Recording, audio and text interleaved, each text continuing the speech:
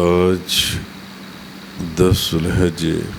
ابراہیم علی نبینا علیہ الصلوۃ والسلام آپ نے جس بیٹے کے لیے دعا فرمائی رب ہب لی من الصالحین، آپ نے دعا مانگی کہ اے میرے رب عطا فرما دے مجھے ایک نیک بچہ، نیک بیٹے کی دعا مانگنا یہ نبیوں کی سنت ہے۔ اے میرے رب مجھے عطا فرما دے ایک نیک بچہ۔ فبشرناہ بغلام حلیم، پس ہم نے مژدہ سنایا انہیں ایک حلیم فرزند کا۔ فلما بلغ معه السعي قال يا بني إني أرى في المنام، اب جب وہ اتنا بڑا ہو گیا کہ آپ کے ساتھ دوڑ دھوپ کر سکے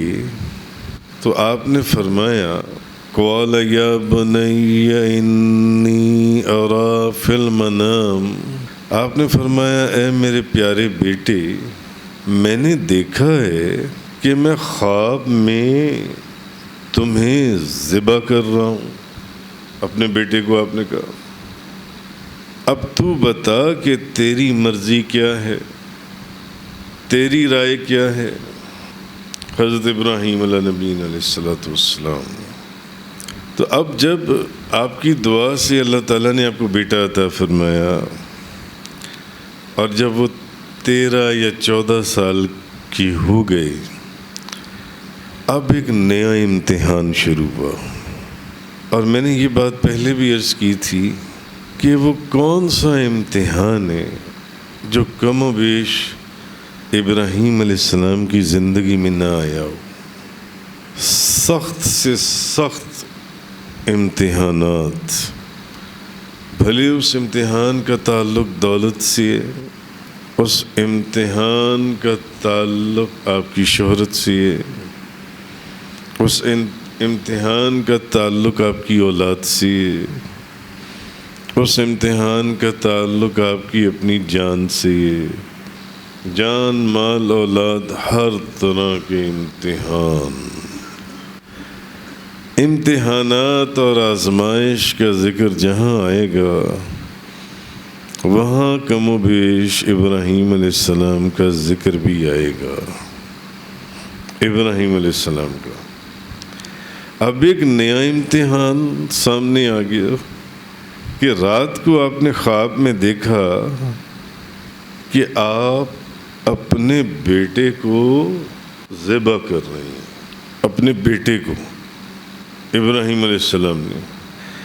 اب انبیاء کرام کے جو خواب ہیں وہ بھی بمنزلہ وحی کی ہوتی ہیں۔ نبی کا خواب بھی وحی ہوتا ہے، فرشتہ جو آتا ہے وہ تو آتا ہی ہے، مگر نبی کا خواب بھی وحی ہے۔ اب آپ سمجھ گئے جب آپ نے یہ خواب دیکھا کہ اللہ تبارک و تعالی مجھے اپنا فرزند ذبح کرنے کا حکم دیتا ہے، فوراً اب اپنے لخت جگر کو، اپنے بیٹے کو اللہ کے فرمان کے مطابق قربان کرنے کے لیے تیار ہو گئے۔ کوئی عام آدمی ہوتا تو وہ کہتا خواب بھی تو ہے، کون سی بڑی بات ہے، خواب بھی تو ہے۔ مگر ابراہیم علیہ السلام جانتے تھے کہ ایک بیٹا دے کر اگر اللہ کی رضا حاصل ہو جائے تو تب بھی یہ سودا زبردست ہے۔ ابراہیم علیہ نبینا علیہ الصلوۃ والسلام، آپ نے سارا معاملہ اپنے بیٹے کو بتایا، سارا معاملہ بتا دیا، اور آپ نے فرمایا فانظر ماذا ترى، کہ اے میرے بیٹے میں نے تو تمہیں ساری بات بتا دی ہے، اب تم بتاؤ کہ تمہاری کیا مرضی ہے، تمہاری رائے کیا ہے۔ سننے والا یہ کہہ سکتا ہے کہ شاید آپ اپنے بیٹے سے مشورہ لے رہے تھے تاکہ اگر بیٹا یہ کہہ دے کہ میری مرضی نہیں ہے، یہ آپ کیا کرنے جا رہی ہیں، ایک خواب کے پیچھے لگ کر اپنے بیٹے کے گردن پر چھری پھیرنے جا رہی ہیں، اپنے بیٹے کو قربان کرنے جا رہی ہیں۔ میں تو اس حکم کے مطابق عمل نہیں کرنا چاہتا۔ تو پھر کوئی کہہ سکتا ہے کہ آپ اپنے بیٹے سے مشورہ کر رہے تھے، کیونکہ آپ نے فرمایا فانظر ماذا تری، بیٹا تم بتاؤ تمہاری مرضی کیا ہے۔ تو اصل میں آپ اس سے مشورہ نہیں کر رہے تھے، کیونکہ آپ نبی تھے، اور نبی اللہ کے حکم کے اوپر عمل کرتا ہے، بلکہ آپ اپنے بیٹے کا امتحان لے رہے تھے کہ جس بیٹے نے اللہ کے دوست کی گود میں پرورش پائی ہے، حضرت ابراہیم خلیل اللہ، اللہ کے دوست، جس بیٹے نے بی بی ہاجرہ اللہ کی ولیہ ان کی گود میں پرورش پائی ہے، جن کی والدہ کی ادا کو قیامت تک کے لیے قائم کر دیا گیا کہ لوگ صفا مروہ پر دوڑ رہے ہیں آج بھی لاکھوں کروڑوں کی تعداد میں۔ دیکھنا یہ چاہتے تھے کہ بیٹا جو ہے اس کا امتحان تو لیا جائے جس مبارک گود میں آپ کے بیٹے نے پرورش پائی ہے، اور جس نے بی بی ہاجرہ کا دودھ پیا ہے، اور جس کو پہلے دن سے جب آپ اس کو مکہ مکرمہ کے اس چٹیل میدان میں چھوڑ کر گئے جہاں نہ تو کوئی سایہ تھا نہ کوئی پانی تھا، دودھ پیتے بچے کو، جس کو پہلے دن سے سبق یہ دیا جا رہا تھا کہ اگر جان بھی دینی پڑے اللہ کے راستے میں اللہ کو خوش کرنے کے لیے تو فوراً جان دے دو، اس میں سوچنے کی بھی دیر نہ کرنا، سوچنے کی بھی اجازت نہیں ہے۔ اب جب میرا بیٹا 13-14 سال کی عمر کو پہنچ گیا ہے تو ذرا دیکھوں تو صحیح کہ میری تربیت میں پلنے کے بعد آج میرا بیٹا طریقت کی کس منزل پر فائز ہے، نہ کہ یہ کہ بیٹے سے مشورہ کر رہے ہیں کہ اگر وہ انکار کر دے تو بس ٹھیک ہے پھر انکار ہے، معاذ اللہ استغفر اللہ من ذالک، نہیں، بلکہ پوچھا اس لیے کہ دیکھوں تو صحیح کہ جن نگاہوں کے سامنے یہ پلا ہے، جو مبارک نگاہیں اور جو مبارک گود اس کو حاصل تھی، ایک نبی کی اور ایک ولی کی، ماں ولیہ تھی، باپ نبی تھا، اس کا اثر کیا ہے اس گود کا اور اس دودھ کا اور اس پرورش کا اور اس تربیت کا، دیکھوں تو صحیح، تاکہ اس امتحان میں آپ کا جو بیٹا ہے وہ بھی آپ کے برابر کا شریک بن جائے۔ دیکھنا یہ چاہ رہے تھے تاکہ کامیابی، اگر اس امتحان میں کامیابی ہو تو اس کا تاج نہ صرف آپ کے بلکہ آپ کے بیٹے کے سر پر بھی پہنا دیا جائے، دیکھنا یہ چاہ رہے تھے، اور دونوں اس سعادت مندی سے شرفیاب ہوں، دونوں کو یہ سعادت حاصل ہو، باپ اور بیٹے کو۔ اس لیے پوچھا تو حضرت ابراہیم علیہ السلام نے حضرت اسماعیل علیہ السلام سے جب اس خواب کا ذکر کیا تو وہ بھی قرآن کریم کے عجیب و غریب الفاظ، کمال، بے مثل اور بے مثال، بے مثل اور بے مثال، کہ اگر ہم اپنے الفاظ میں اس واقعے کو بیان کریں تو پھر اس کا حق ادا نہیں ہوگا۔ تو بیٹے نے اب آگے سے جواب دیا، بیٹے نے کہا قال یا ابت افعل ما تؤمر، عرض کیا ہے میرے والد، اے میرے بابا جان، کر ڈالیے جس چیز کا آپ کو حکم دیا جا رہا ہے، کر دیجئے جس چیز کا آپ کو حکم دیا گیا ہے۔ ستجدنی ان شاء اللہ من الصابرین،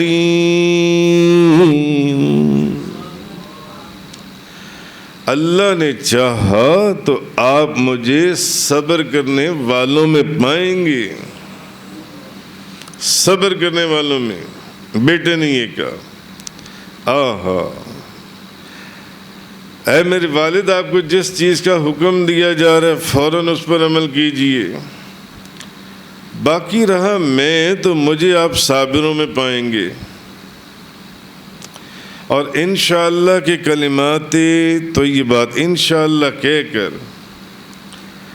آپ کے بیٹے نے اپنی عبدیت، بندہ ہونے، کیونکہ ہم اللہ کے بندے اور غلام ہیں ہم سب، تو آپ نے اس پر اپنے مقام عبدیت، اور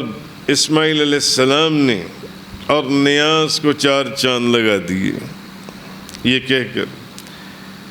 میں صبر کروں گا، اور پھر اس میں بھی کمال کر دیا،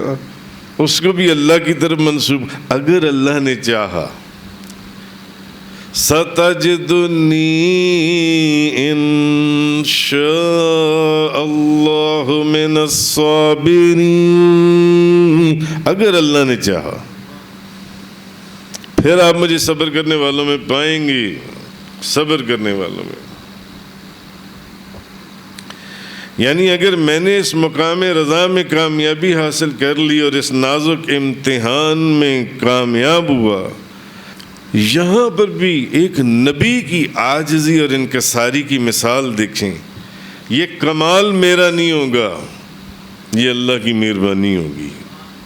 جواب دے کر یہ بھی بتا دیا کہ یہ آپ کی نگاہوں کی تعلیم ہے، یہ آپ کی نگاہوں کی تعلیم ہے، جن نگاہوں کے سامنے میں پلا اور بڑا ہوں، جن نگاہوں کے سامنے میں بڑا ہوا ہوں۔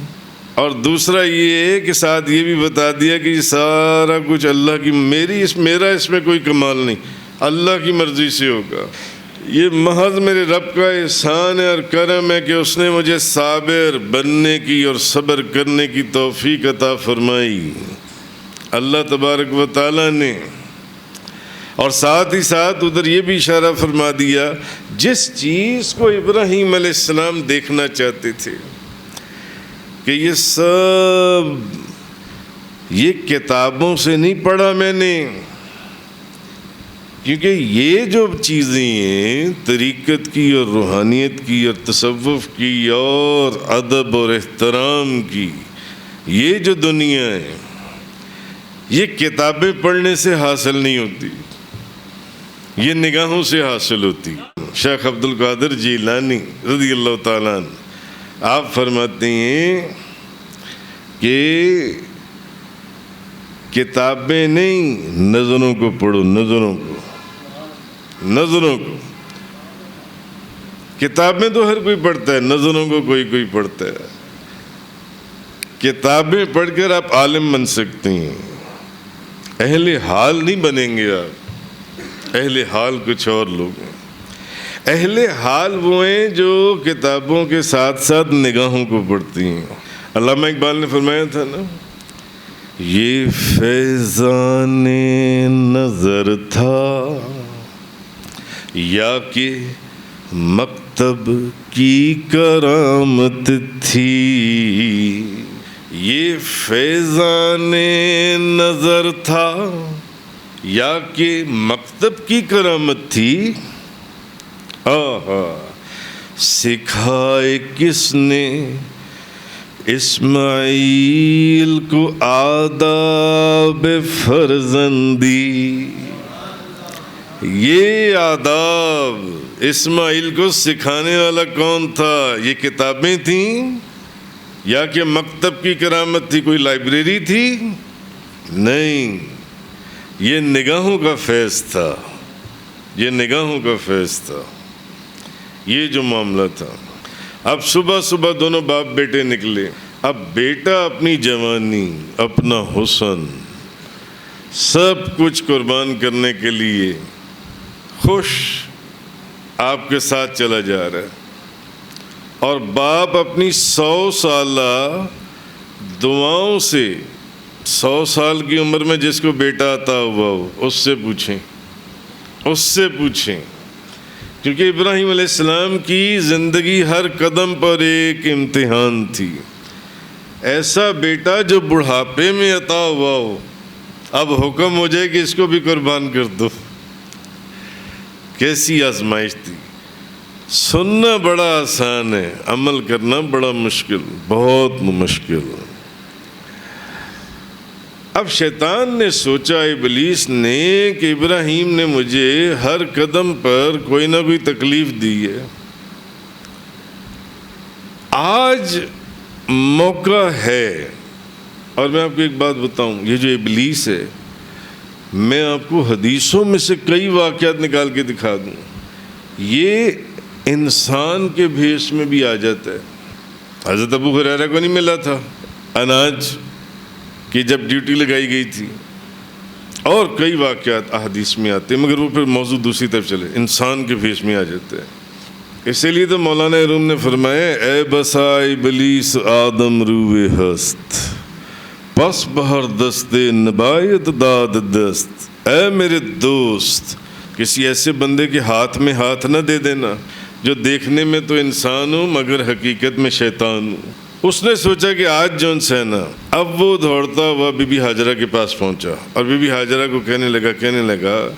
کہ کچھ پتہ بھی ہے کہ ابراہیم علیہ السلام کہاں لے کے جا رہے ہیں تمہارے بیٹے کو؟ انہوں نے جو جواب دیا، پہلے تو وہ اس کی بات ہی نہیں مانی، اس نے کہا نہیں ایسا ہی۔ انہوں نے کہا اگر ایسا ہی ہے تو پھر ایک بیٹا کیا، جتنے بھی بیٹے ہوں اللہ کے راستے میں قربان ہیں۔ اب وہاں سے پھر حضرت ابراہیم علیہ السلام کے پاس چلا گیا۔ اچھا، ابراہیم علیہ السلام نے بھی وہی جو معاملہ تھا کہ اپنے بیٹے کو ذبح کرنے جا رہی ہو، نسل ختم ہو جائے گی، خاندان ختم ہو جائے گا، کہاں سے وراثت چلے گی، چیزیں جون سی ہیں۔ تو آپ یہ سمجھ رہے اگر یہ اللہ کی طرف سے حکم ہوتا تو جبریل آپ کے پاس کیوں نہیں آتے؟ مگر ابراہیم علیہ السلام جانتے تھے کہ نبی کا خواب بھی وہی ہوتا ہے، نبی کا خواب بھی وہی ہوتا ہے۔ اور 3 دفعہ آپ نے پتھر مارے، اس لیے حاجی جب جاتے ہیں تو 3 جگہوں پر ہی پتھر مارتے ہیں۔ اچھا، اب جب آپ ایک تنہائی کے مقام پر پہنچے جو مختصر عرض کرنا ہے، تو حضرت اسماعیل علیہ السلام نے عرض کی کہ اے میرے والد، اب یہاں پر بھی دیکھیں، یہ فیضان نظر تھا یا کہ مکتب کی کرامت تھی؟ سکھائے کس نے اسماعیل کو آداب فرزندی؟ کہنے لگے بابا جان، اب آپ جو کرنے جا رہے ہیں تو میری ایک خواہش ہے، آپ اس خواہش کو پورا کر دیں، میرے ہاتھ اور پاؤں رسی سے باندھ دیں، میرے ہاتھ اور پاؤں رسی سے باندھ دیں، کہیں ایسا نہ ہو کہ جب آپ میرے گلے پر چھری چلائیں اور میں تڑپوں تو میرے تڑپنے سے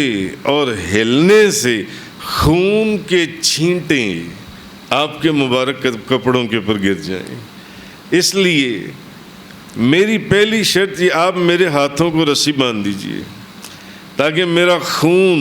آپ کے کپڑوں کو خراب نہ کرے، آپ کے کپڑوں پر نہ گرے۔ اور دوسرا یہ کہ میرا جو منہ ہے وہ زمین کی طرف کر دیجئے، اوپر رکھنے کی بجائے، تاکہ جب آپ میرے گلے پر چھری چلائیں تو آپ کو میری حالت کے اوپر کوئی معاملہ نہ ہو مجھے دیکھ کر، اس لیے میرے چہرے کو نیچے کر دیں۔ یہ آپ کو کرنا پڑے گا جون سے، میرے ہاتھ اور پاؤں کو رسی سے باندھ دیں، اور یہ آپ سارا کر دیں۔ اور تیسرا بعض تفسیروں میں ہے کہ میرا کرتا جون سے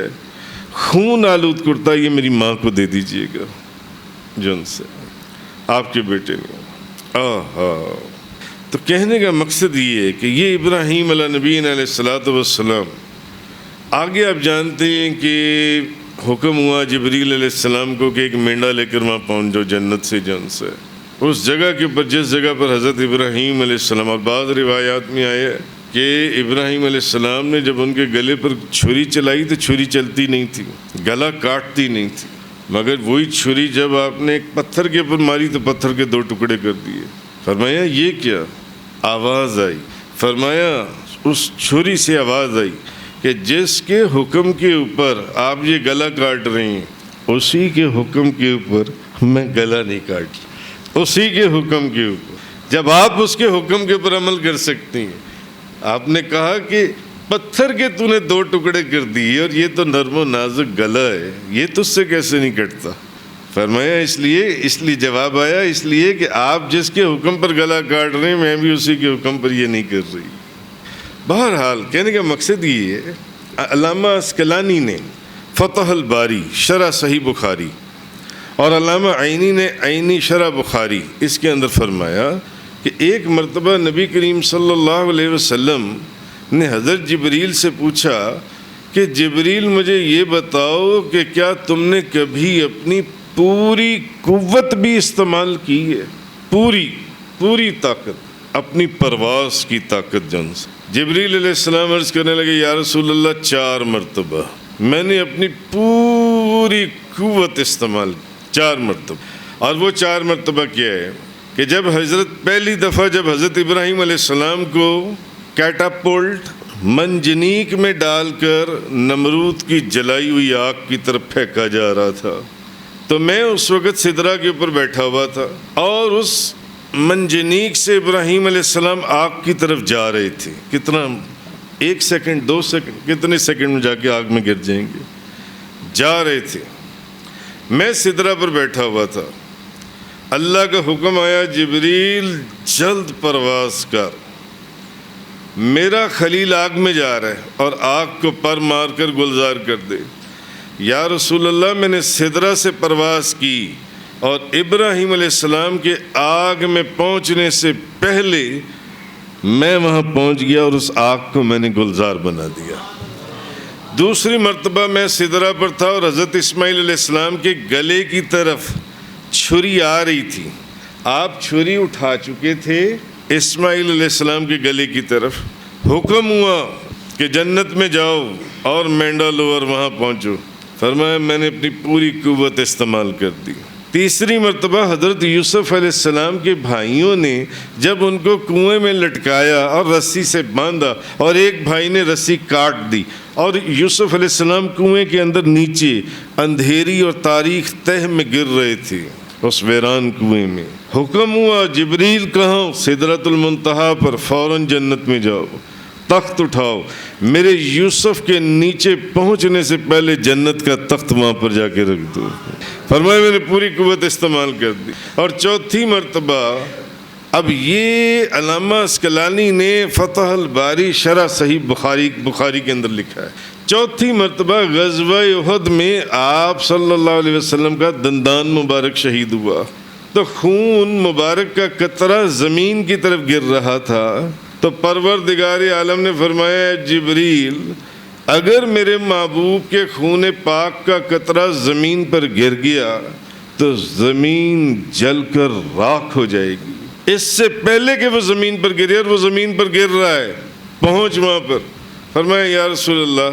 میں سدرہ سے اس کے زمین پر پہنچنے سے پہلے آپ کی خدمت میں حاضر ہو گیا۔ اب سوچنے کی بات یہ ہے کہ اتنی بڑی طاقت اور پرواز والا فرشتہ لاکھوں کروڑوں میلوں کا سفر کر کے even before the blink of an eye, آنکھ جھپکنے سے بھی پہلے، سدرۃ المنتہا سے 1 سیکنڈ سے بھی کم یہ نبی کریم صلی اللہ علیہ وسلم کی بارگاہ میں یا جہاں پر اس کو حکم دیا گیا تھا وہاں پہنچ گیا۔ یہ فرشتہ معراج کی رات نبی کریم صلی اللہ علیہ وسلم کے پاؤں کو چوم رہا تھا، پاؤں کو چوم رہا تھا، اور حضور کی بارگاہ میں خادم کی حیثیت سے موجود تھا۔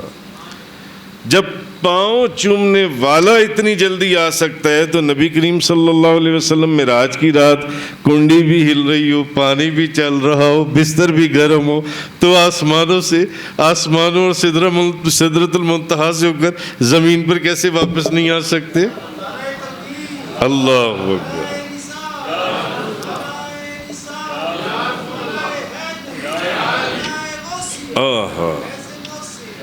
کہنے کا مقصد یہ، حضرت ابراہیم علیہ نبی علیہ السلام، آپ کی اس ادا کو پھر اللہ نے ہمیشہ کے لیے قائم کر دیا۔ دیکھ، حج آپ سارا دیکھ لیں، عمرہ سارا دیکھ لیں، جتنی ادائیں ہیں کہیں ابراہیم علیہ السلام نظر آئیں گے، کہیں اسماعیل علیہ السلام نظر آئیں گے، کہیں بی بی ہاجرہ نظر آئیں گے۔ جتنی ادائیں حج کی اور عمرے کی، آہا، اس لیے آپ نے فرمایا ستجدنی انشاء اللہ من الصابرین، ان قریب اللہ تعالیٰ نے چاہا تو آپ مجھے صبر کرنے والوں میں پائیں گے۔ فلما اسلم وتلہ للجبین، جب دونوں نے سر اطاعت خم کر دیا اور باپ نے بیٹے کو پیشانی کے بل لٹا دیا، وَنَادَيْنَاهُ يَا إِبْرَاهِيمُ، آواز دینے والا کون ہے؟ رب ذوالجلال، خالق کائنات۔ اب ہم نے ندا کی اور ہم نے آواز دی، اے میرے ابراہیم، آہا، قد صدقت الرؤیا ان كذلك نجزي المحسنین، بے شک تو نے سچ کر دکھایا، اور جو محسن لوگ ہیں ہم ان کو اسی طرح کی جزا دیتے ہیں، ایسا ہی ہم بدلہ دیتے ہیں۔ اب ان ھذا لہو البلاء المبین، بے شک یہ ایک بڑی کھلی آزمائش تھی، بہت بڑی آزمائش تھی، جس کو خدا بڑی آزمائش کہے۔ بڑا آسان ہے سننا کہ بیٹے کو ذبح کر دو، مگر یہ ان سے پوچھیں جنہوں نے اس کے پر عمل کی ہے۔ وَفَدَيْنَاهُ بِذِبْحٍ عَظِيمٍ وَتَرَكْنَا عَلَيْهِ فِي الْآخِرِينَ، ہم نے بچا لیا اسے فدیے میں ایک عظیم ذبیحہ دے کر، اور ہم نے چھوڑا ان کا ذکر خیر آنے والوں میں۔ دیکھیں قرآن کی آیت ہے، اللہم صلی علی محمد وعلی آل محمد کما صلیت علی ابراہیم وعلی آل ابراہیم۔ آج تک بلکہ نبیوں کے سردار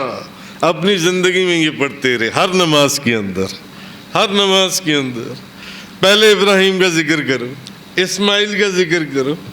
اسماعیل کا، نماز مکمل ہی تب ہوگی جب ابراہیم کا بھی ذکر کرو گے، اسماعیل کا بھی ذکر کرو گے، ان کی اولادوں کا بھی ذکر کرو گے، نماز تب مکمل ہوگی۔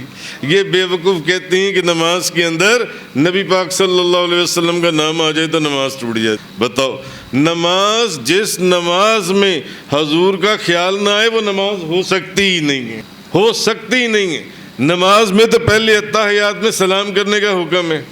السلام علیکہ ایھا النبی، اور پھر آگے درود شریف میں صرف حضور کا ذکر اور خیال نہیں، ان کی آبا و اجداد اور ان کی اولادوں کا بھی ذکر ہے، پہلے ان کا ذکر کرو پھر نماز ہوگی، پھر نماز ہوگی۔ سلام علی ابراہیم، آئے ہائے، جس کو سلام خالق کائنات بھیجے، جس کو رب ذوالجلال کہے، میں کہوں نا آپ کو السلام علیکم، بھئی اللہ آپ کو سلامت رکھے، جس کو اس کائنات کا مالک کہے، آہا، سلام علی ابراہیم کذالک نجزی المحسنین، ہم اسی طرح اپنے محسنوں کو اس کا بدلہ دیتے ہیں۔ انہو من عبادنا المؤمنین، بے شک وہ ہمارے مومن بندوں میں سے تھا۔ تو ابراہیم علیہ السلام ہماری پہچان ہے، ہماری پہچان ہے۔ اس وقت تک ہماری نماز نہیں ہوتی جب تک ہم ابراہیم علیہ السلام کا ذکر نہ کر لیں۔ کروڑوں لوگ آج ابراہیم اور اسماعیل علیہ السلام کی سنت پوری کرنے، حج کرنے پہنچے ہوئے ہیں، لاکھوں، کروڑوں، اور اربوں لوگ آج تک حج کرتے چلے آ رہے ہیں۔ اس وقت موجودہ 1.5 ارب مسلمان